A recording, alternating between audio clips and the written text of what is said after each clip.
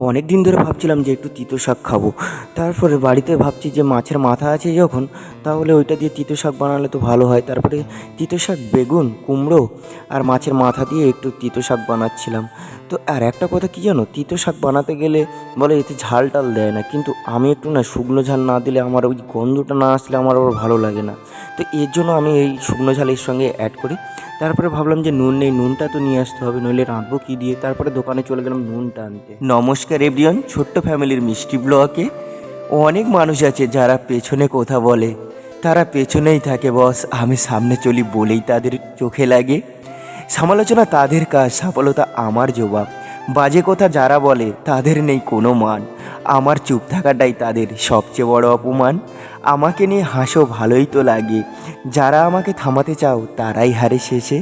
বাজে মানুষ বদলায় না, বদলায় শুধু মুখ, আমি তাদের পাত্তা দেই না, এটাই তাদের দুঃখ।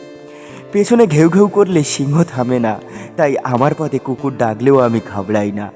যাকে আপন ভেবেছি সবচেয়ে বেশি, সেই শিখিয়েছে একা থাকাই ভালোবেসি। রাগ করিনি, শুধু একটু চুপ হয়ে গেছি, অভিমানটা আজও আছে, শুধু একটু বুঝে গেছি। হাসির আড়ালে লুকিয়ে রাখি বস আগণিত ব্যথা, সবাই ভাবে সুখে আছি, এটাই সবচেয়ে বড় কথা।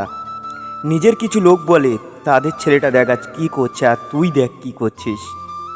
তো আমি সেই মানুষগুলো আমার নিজের লোককেই বলতে চাই, আমি কারোর মতো হতে চাই না, কারণ কেউ কারোর মতো হতে পারে না।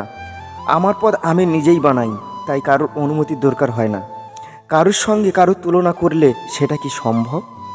দেখা গেল সে যেই কাজটা করছে আমি ওই কাজটা করছি, কিন্তু তবুও পার্থক্য এটা থাকবে যে আমার থেকে বেশি করতে পারছে ওই কাজটা, আমি ওর থেকে কম।